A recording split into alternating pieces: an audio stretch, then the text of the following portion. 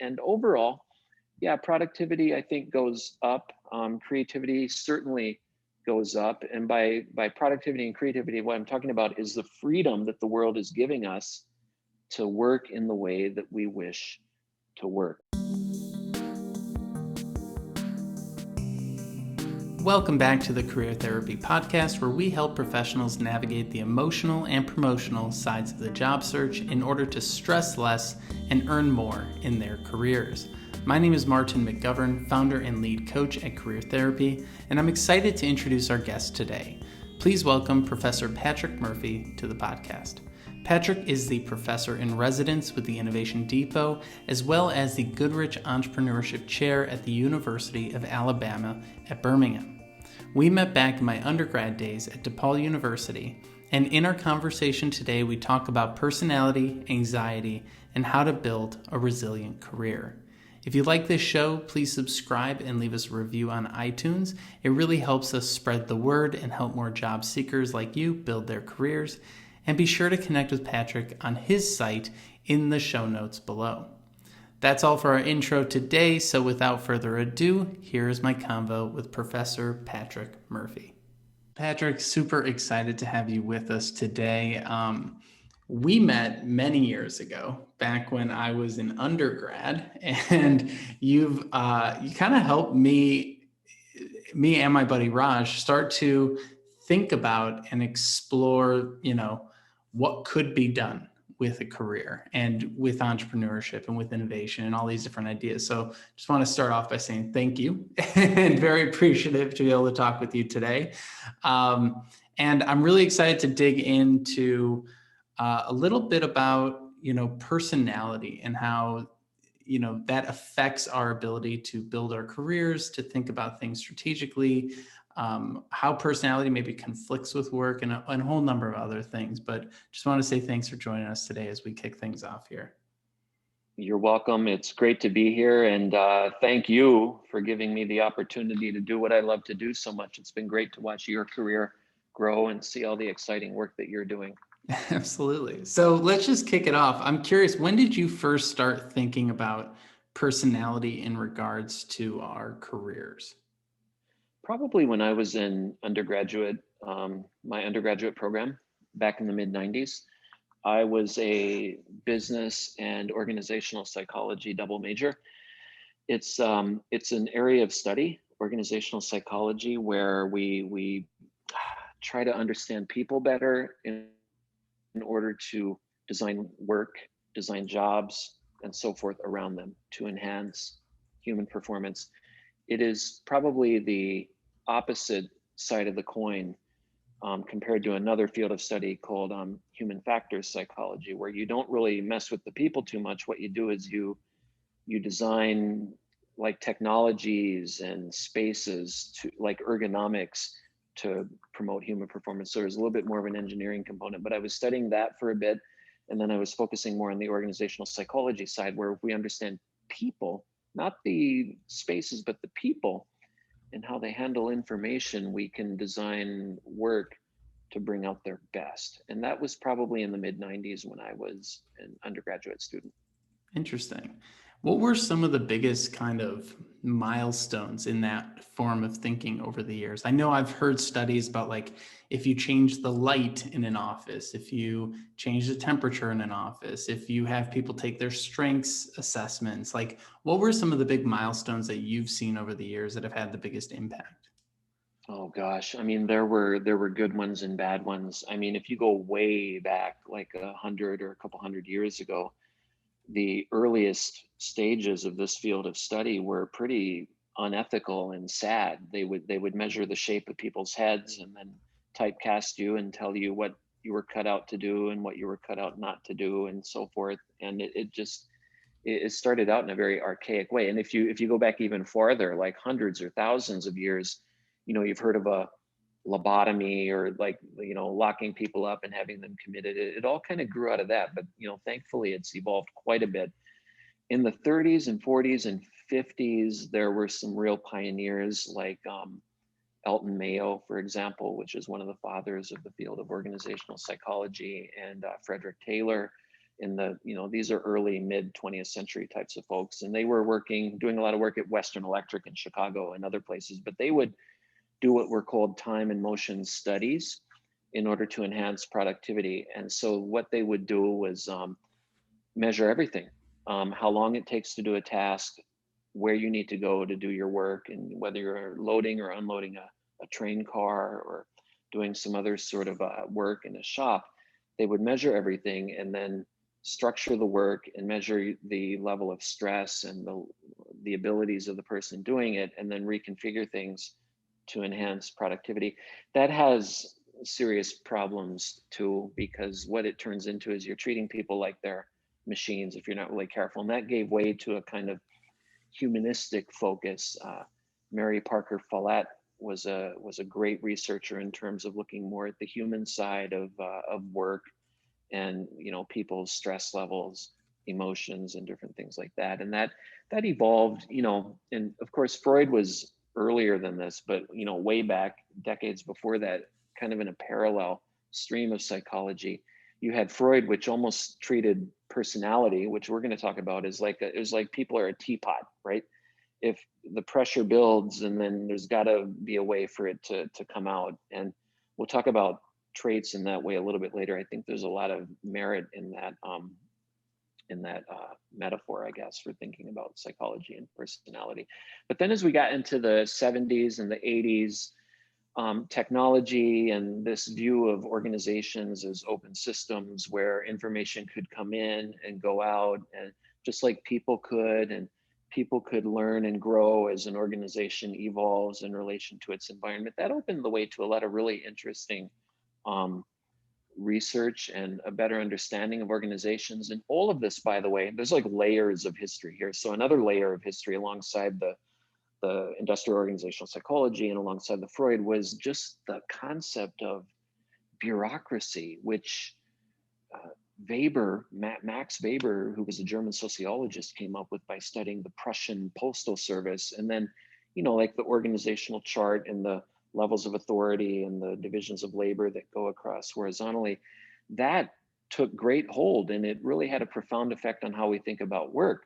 And you had folks like Franz Kafka, who was a cousin of Max Weber, by the way, writing these fantastical, like fictional works, like The Castle or Metamorphosis, which were really deep dives into what the bureaucratic form or a bureaucratic world, the effect of that on the human spirit. And in the Metamorphosis, it turns a human into a cockroach, into a monstrous vermin.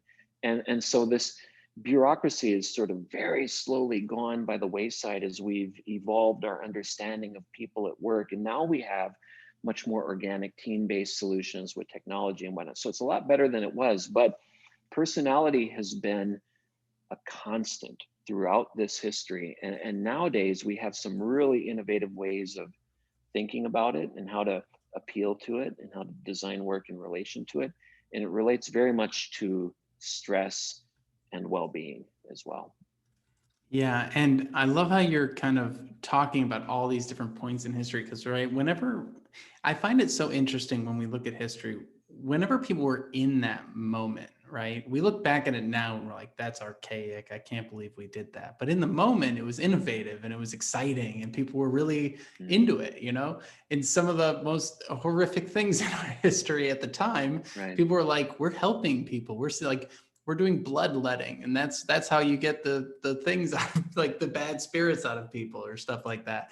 That's right. And I find it so funny that whenever you're in it, it seems exciting. And so you look at what we're doing today, right? Or even just let's take a kind of recent look at history, right? So I remember entering the workforce when everything was still very cubicle based, right? Everyone had their cube and their desktop, and you would pop into each other's cubes or distract each other by like looking over like a prairie dog and things like that. And then in my next job, we shifted to the open office workspace. And that was like the big trend in my early career, is all these offices changing into that open office. And we saw a massive, like the excitement around it was, we're going to collaborate so much more. We're going to have all these great like intersections of people because the space is created this way. But then what you end up seeing is a lot more anxiety, a lot more stress, a lot of people feeling like they're being watched by every angle. And you actually see a decrease in collaboration in these That's environments. right. And I'm glad then, you recognize that, because I've seen that too, and it was very interesting to me. But this open workspace concept is sort of getting people are thinking and rethinking it, and maybe it's not as good as it was cracked up to be. were you like, when that was all happening, were you sort of aware of it, talking about it? Were students asking about it? People that were like, was it a big debate at the time? What was your experience with that kind of analysis when it was happening? Yeah, it's huge. I mean, it's a great question, and you made an excellent point earlier about our historic perspective. I call this the humility of the historian. If you're going to do historical research, you have to have a profound sense of humility, because it's very easy to apply the standards and the perspectives of civilized society today to an earlier time and make sense out of things based on what we know today. But a lot of those things that we're looking at, which sure by our standards were terrible. And I think if you could go back in time and educate the people back then about what would be in the future, they'd probably agree with you. But those bad activities are fossilized. They are almost frozen in the history of time. And when we look back at them, we must understand the world has changed profoundly since that was the present.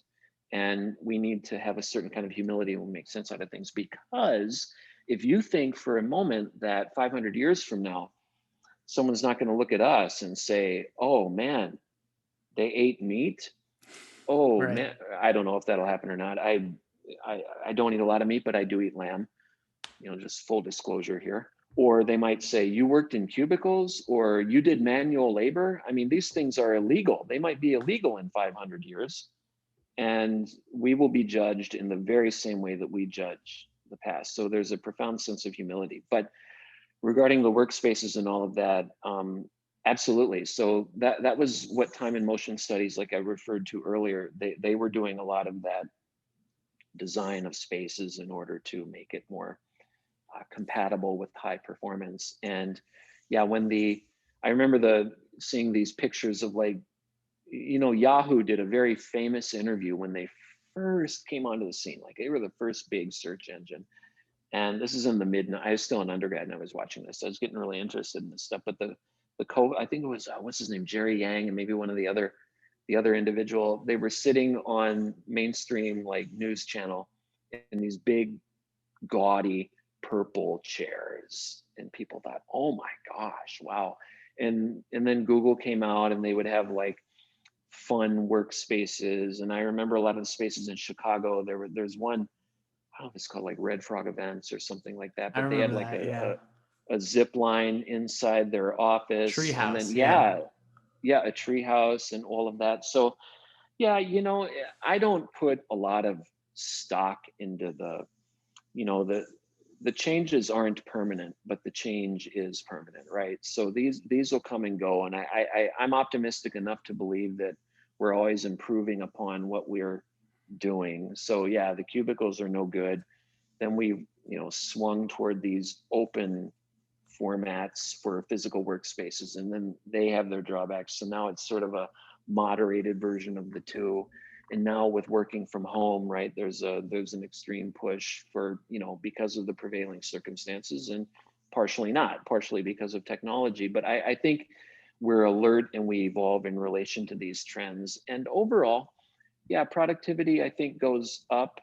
Creativity certainly goes up. And by productivity and creativity, what I'm talking about is the freedom that the world is giving us to work in the way that we wish to work, which is very important from a personality perspective, because personality traits are kind of like biological needs, like hunger or thirst or whatnot. When they're not satisfied, there's a motivation to express them and satisfy them. Like if you're really, really thirsty and you're almost dying of thirst, you're just really motivated to drink water. And then when you finally do, you're just motivated to perform in relation to satisfying that need. Personality is kind of like that. If you have a strong need to be sociable or to be in control or to be alone or whatever it is, if the environment is not giving you an opportunity to express that trait, you're motivated to express it. And if there's no opportunity to express it, it drives anxiety and stress, whatever the trait is. And so people are at their best when the environment gives them the opportunity to express who they are, right down to the level of their traits. That's when people tend to do their best work, because it doesn't feel like work, it doesn't drain them, it rejuvenates them. Yeah, and I love that we're transitioning into that, because it really is one of those things where even if you don't have, let's say you haven't taken a personality test, you haven't gone through these things, like it's not, I think sometimes people think if I just don't look at it, it won't affect me, you know? And we definitely see that that's not true, right? It's almost like the discontent occurs internally, emotionally, whatever, and then we almost catch up to it rationally later. When we start going, well, why am I feeling this way? Why do I, get home at the end of the day and not feel how I think I should be feeling? And it's so funny because companies really want to use these things in productive ways, and some do it better than others. And I think, of course, as we're talking about with old trends, with new trends, there's good ways of using them, bad ways of using them, right? With personality tests, I recently watched that, I think it was a Netflix documentary or something, where it's like personality tests can be really great on an individual level to understand yourself, but maybe if they're used in the hiring process, they can be discriminatory. But maybe if they're used in an office context, they could be helpful. I know personally, I worked at a company and we did a strengths finders, and the whole thing was like a 3-4 day seminar.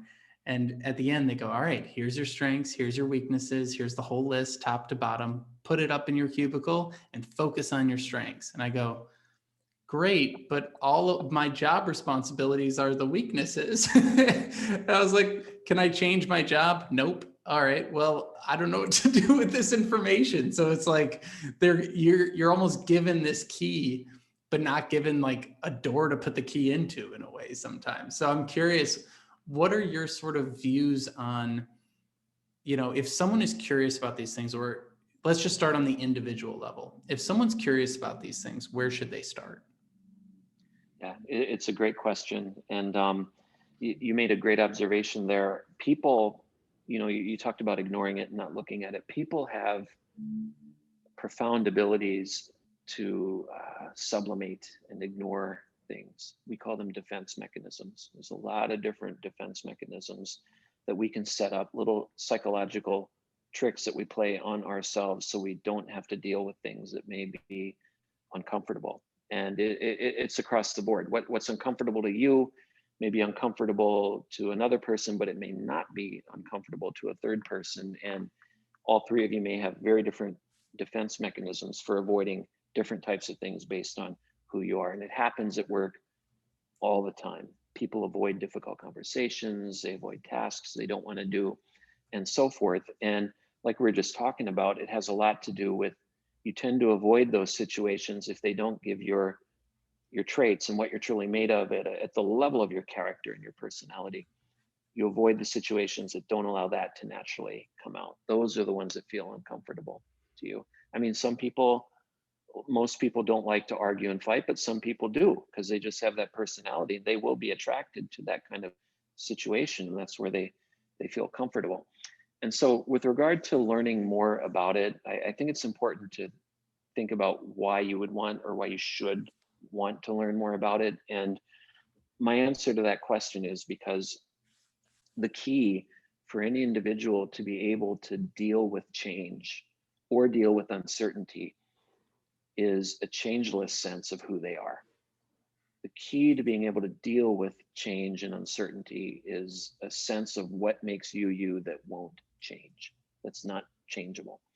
That's your rock, that's your foundation, and your personality is very closely aligned with that. Your values are too, your cultural values, your experiential values, even your knowledge, but personality is a big part of this. And so whether it's Strength Finder or whether it's some of the other personality models and tests that are out there, some of them you can't buy. You can't buy it unless you're a researcher with a terminal degree and doing research, and they have to approve it and all that. But there's some really good ones, like the personality research form. It's called the PRF. It was developed by a Canadian psychologist named Doug Jackson, who is my intellectual grandfather. One of my early advisors was a student of Doug Jackson's, and has 20 personality dimensions. There's another really popular one called it was originally called the NEO, the NEOPI, the 5-factor model of personality, which is neuroticism, extroversion, agreeableness, conscientiousness, and openness to experience. There are others. One that I really particularly like is called the interpersonal adjective scales. I think it was Wiggins and Pincus that originally published that. And what they do in that particular personality inventory is they don't measure your traits in a vacuum as an individual, because they believe that all personality traits have a social component. It's literally impossible to think about your individual traits without reference to the situation around you involving other people. So kind of like what I was talking about earlier, when you need the environment to give you opportunities to express yourself, if you have zero environment around you or zero reference to something else, it doesn't have any meaning. And so with that particular framework, it's based on what's called the circumplex model of personality. Circumplex is sort of like what do they call it, a portmanteau, or where you circular ordering of complexity. And you have 2 orthogonal dimensions, with the vertical one having dominance or strength at the top, and the polar opposite of that at the bottom is the opposite, not strong, weak, submissive, whatever it is, polar opposites.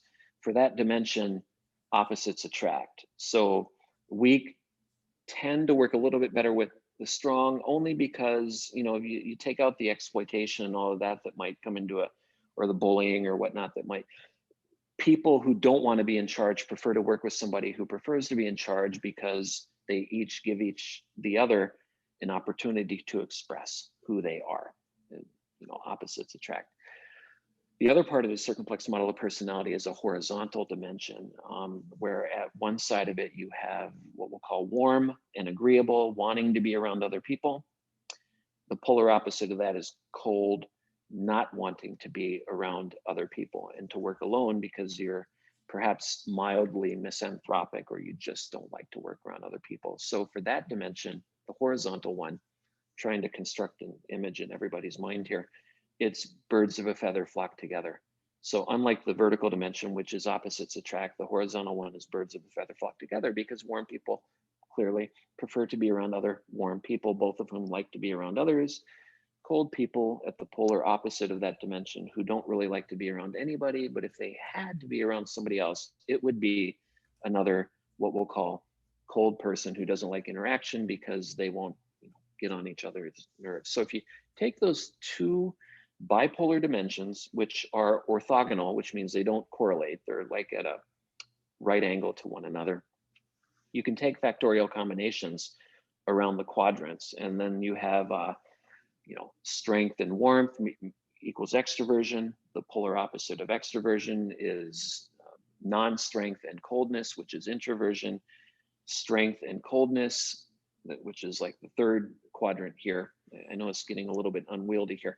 The third quadrant is, we might call it Machiavellian, or controlling, or exploitive, or whatnot. And then the polar opposite of that, which is warmth and non-strength, would be meekness, or obsequiousness, or phlegmatic, or that kind of thing. And so building on that, which by the way comes from classic Roman times, like Marcus Aurelius would write about this, and the key is balance. You don't want to be too far in any dimension.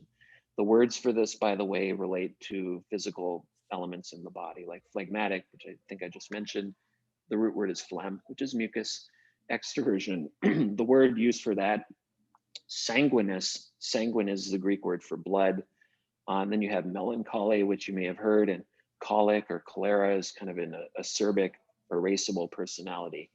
And then you have it's like black bile and yellow bile, bilious. So and then they would do the bloodletting, like you mentioned earlier, if you're out of balance. Very dark history, but it still holds true. It's still important to think about that and the need for balance. I think if you're able to balance yourself out in terms of a framework like that, not I'm not saying change your personality. I'm just saying be aware of where you fall and how you relate to a framework like that.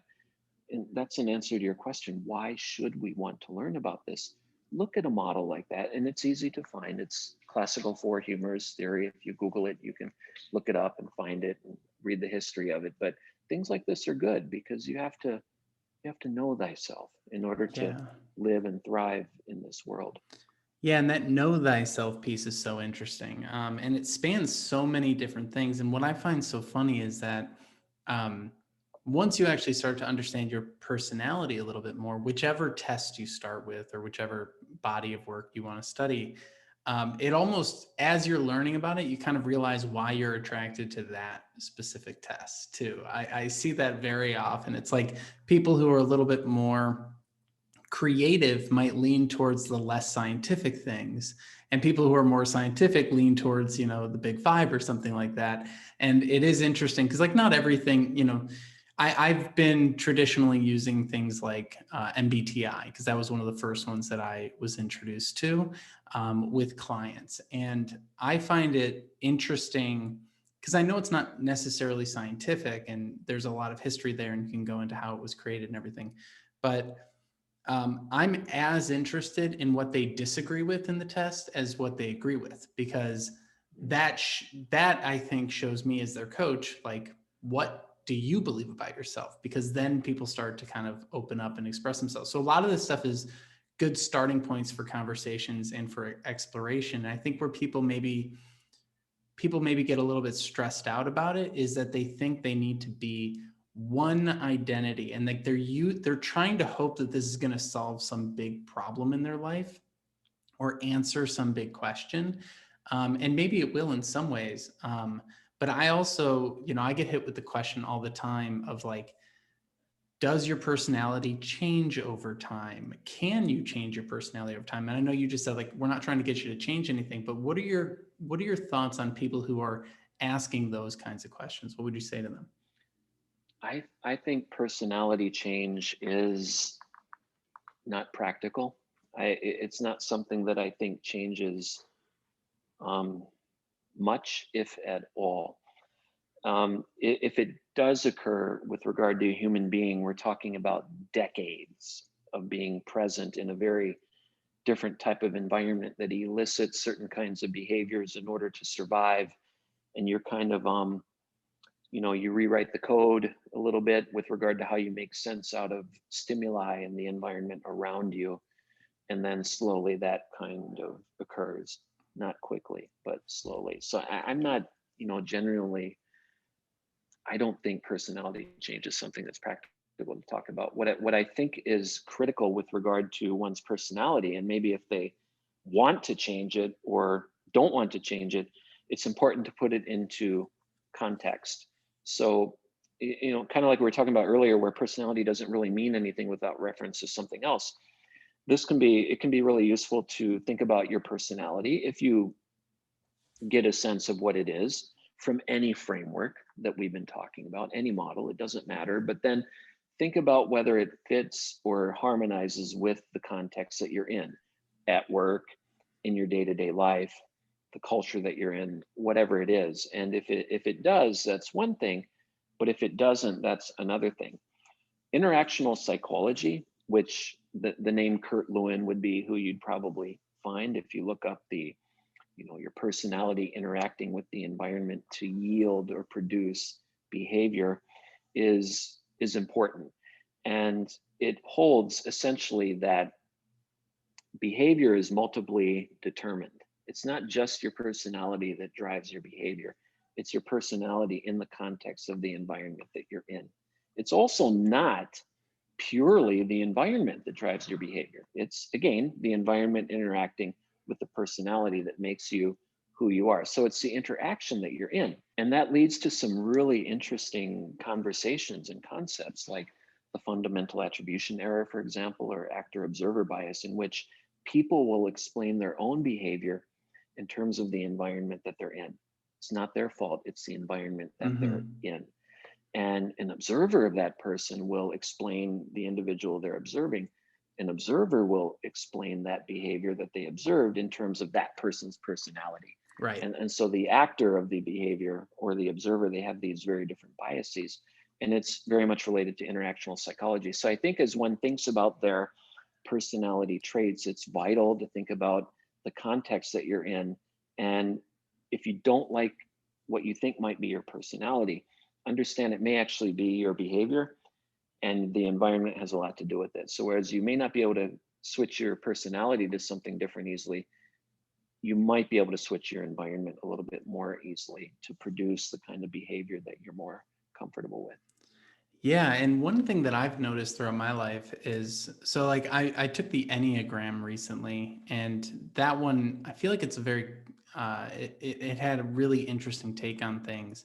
And I've had just dozens and dozens of combos with a buddy of mine who, he's like a 1 and I'm a 9, and we can go into what that all is. But basically, one of the things is that the type that I sort of, my results said I was, tends to merge with other types. I'm very much like a harmonizer. I tend to try and merge with people. And so it's funny because when I took the MBTI years ago, the Myers-Briggs, and I was spending a lot of time with Rajiv, who's my old business partner and who you know very well, I actually tested more like him because we spend so much time together, and I picked up some of the ideas that we would talk about on a daily basis. And, you know, a lot of these are self-assessments. So when you're answering questions, there is maybe a little bit of answering it towards what you think you should be answering versus what you actually feel sometimes.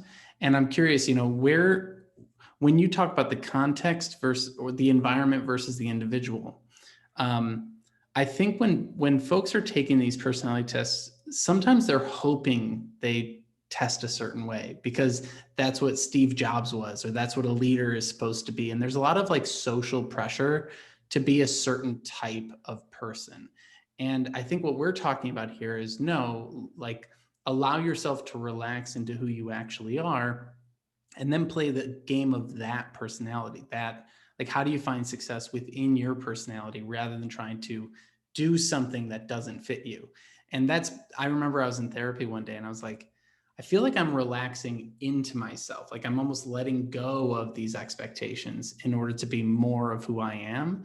And it's completely changed what my entire day-to-day looks like. Like I went from trying to dress real snazzy because I was around, you know, people like Raj, to wearing the exact same thing every single day. But it's funny that that's just like a small marker of like the external representation of the internal sort of conflict that people have. And I'm curious, when it comes to the internal conflict people have, where maybe one test is saying one thing, another test is saying another thing, and they're trying to sort of sort through all these details. And sometimes these things can get kind of complicated where it's like, you're this wing that, or you're a, you know, whatever it might be. When people are dealing with that conflict, and maybe they have pressure from their parents or pressure from a job or pressure from something else, what would you say to them to help them maybe navigate this information and either create space for themselves to really think through these things and be in a good place with it, or to, you know, push back on their environment a little bit if need be? Well, there's a couple of different things. The first one is, like we talked about earlier, getting to know yourself and who you truly are is the key to standing strong in all those different situations. So if you find yourself focusing on the environment around you or social pressures or different things like that, it it is important to turn that off and spend some time reflecting carefully with the help of others or through your own study and reading or whatever it is, to get a sense of who you truly genuinely are. Because when you're in touch with that and then you make decisions or act in relation to that, it's so authentic that you're not embarrassed or stressed about it, just generally speaking. From a measurement perspective, when we're talking about people wanting the result to be a certain way, right? Like you were talking about, the people who design and develop personality tests have known about this for a long time, and so a lot of them have been built with what we call um, they're built so that what we call social desirability bias doesn't skew the results, or what's also been called non-purposeful responding. And so if you look at an inventory like the one I mentioned earlier, the first one I mentioned, the Personality Research Forum, the PRF, Doug Jackson was really a pioneer in this area. He has a few items, here and there throughout the long inventory of questions like, I don't know, true or false, I make all my own clothes and shoes. And then another one later, I have a glass eye. And so, most people don't do those things. All right. There will be some, but the vast majority of people don't. So if you find that an inordinate number of those items, which are keyed in a particular direction, tend to be answered in the non-keyed direction, it's evidence that someone's not really paying attention to what's going on. That's called non-purposeful responding. And then the social desirability bias is simply items that cue on or load on or relate to things that are genuinely viewed in popular culture as being maybe cool or desirable or whatever it is, and then the answer is very much in line with what is popular. And this changes over time, by the way. So inventories of personality and tests need to be, new editions need to come out to reflect what is socially desirable at a particular time. So whether it's from the test taker's perspective, the one wanting to learn their personality, again, I think the key is spend time getting to know who you are, with the understanding that whoever you are, there's a place for you, there's a space for you. You just have to get to know who you are first. And then that's good enough. No matter what your personality type is, you'll be able to deal with a lot of different pressures and environments as long as you know who you are first. And then, I think it's very interesting in terms of measuring personality. The tests tend to do a pretty good job of indicating if somebody's, trying to cover up who they might truly be. But it's a real thing. You're absolutely right. And I really want to dig into that next step too, because when you do, all right, so you make some space. Let's say, you're undergrad, you're in classes, you're taking these tests, you're learning these things, you haven't really experienced the working world yet. And I know you've worked with a lot of folks in this position. I want to be able to use this information in a way that sets me up for career success. And I think, the typical way people think about that is make a lot of money. But there's a lot of different factors that contribute to success, right? Longevity in a career, not changing every X number of years, not having to start over 10 years in or something like that. And I'm curious, when it comes to longevity and bringing back this idea of stress management, I think one of the things that people struggle with the most in their career is getting into a job that doesn't align to their personality, which creates undue stress, which creates a kind of cascading effect for the next 25 years of, figuring things out. And maybe some of that is necessary, but what would you say to someone who's in that position, and what should they be thinking about, or what should they be considering when looking at companies, looking at jobs, looking at roles? Once they have a somewhat idea of what their personality is, how do you assess environments and pick things that will align to your personality? What sort of things should they look for, or red flags should they watch out for? Sure. First of all, it's really important to have a profound sense of faith in who you are, faith in your values and what you believe in. And getting to know yourself is key to that. But if you have that sense of faith, you're able to say things to yourself like, it won't always be this way. And the truth is it won't. But that's not a rational calculus right there. You can't think your way through that one. You have to feel your way through that one, which takes you down to the level of your values and knowing what your traits and your character and your makeup is. So that kind of faith leads to a kind of discipline for being able to deal with things that may not be all that pleasant in the present time, but knowing that they won't always be this way. That is a kind of mindset. It is germane to resilience and the ability to deal with an environment that is not necessarily exactly what you might want it to be, because you know that you're moving through it into some future where things will be better and better for you. The other part of this is very much related, but it's more related to how you process information.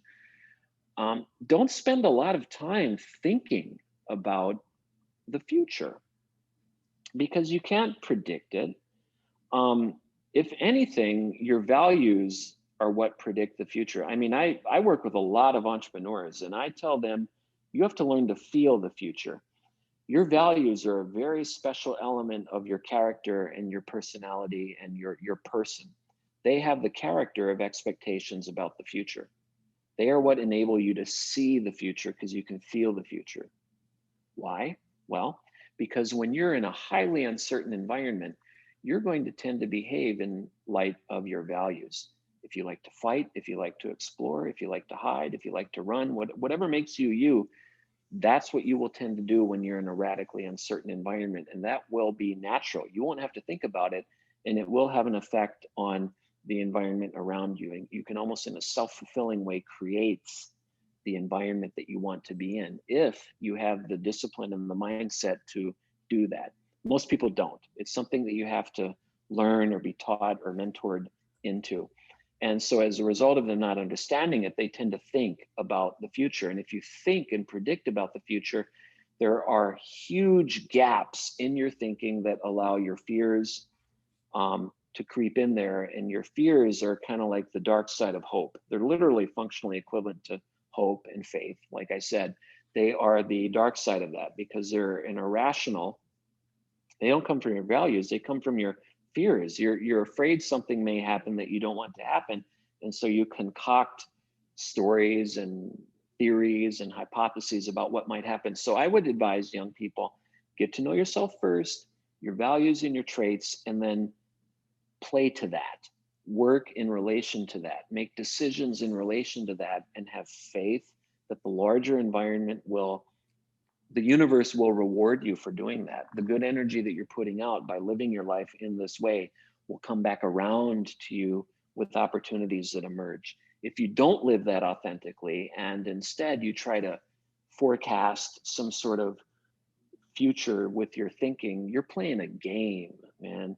You're trying to learn these rules and play a game like chess, and sometimes you lose. And it's not the right way, in my opinion, to think about one's professional life. So this kind of purpose-driven life, and by the way, all this stuff that I'm riffing on right now, I believe it's what, know thyself, or, even back to the classics, the Greek philosophers, the unexamined life is not worth living.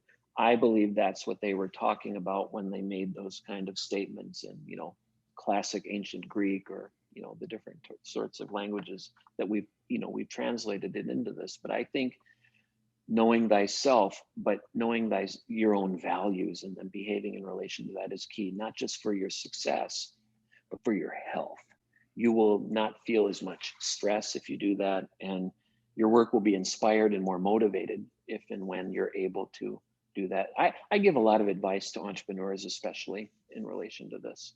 Yeah, absolutely. And I never really thought about faith being the opposite of fear. I think fear is such a common feeling for folks, but as we, become more and more secular in our societal values, I think faith has kind of lost its luster in some ways. And it's nice to kind of see it be brought back into that conversation with fear, because people believe fear. No one says, well, fear isn't a thing I need. Like fear is there, you can't get rid of it, but faith is something you have to also cultivate. And I never thought about those as opposites. I like that a lot. Absolutely. I Yeah. mean, think just real quick, this, you make a really important point. Think about anybody who, whether it's a, tragic or extreme unfortunate event, like if a loved one is at risk, right? That's something that's core to your values, and you will be brave. You will not feel fear. You will put yourself in harm's way, perhaps to save something or someone you truly love from danger. You will do that. You will risk yourself. And when you act out of a place of values or love or traits way down deep, that's when human beings are at their best. Fear goes away if you're able to tap into that part of your personological makeup. I think that's an incredible place to stop. Patrick, where can folks find more about you and what you're working on these days? Probably the best place to go right now is my website, my faculty page, profpjm.com. A lot of podcasts and different events that I've done are there. My publications are there. Different lectures I've done. Even some of my teaching materials are there at profpjm.com. And you can also connect with me through there as well. Wonderful. We'll link that all below. And Patrick, thank you so much for joining us today. You're welcome. It was a pleasure to talk with you, Martin. Thank you so much for taking the time to listen to this episode today. I really appreciate your support of what we're building here at Career Therapy as we continue to try and explore the hidden side of modern work and tell some of the stories that maybe don't get enough light shed on them. If you enjoyed what you listened to today, I hope you will leave us a review on iTunes. Subscribe to this wherever you're listening or watching on YouTube, Spotify, etc. And share this with some friends who you know are going through similar experiences and looking to build their career and gain some insights along the way. Again, thank you so much for stopping by, and I wish you the best. I'll see you on the next episode.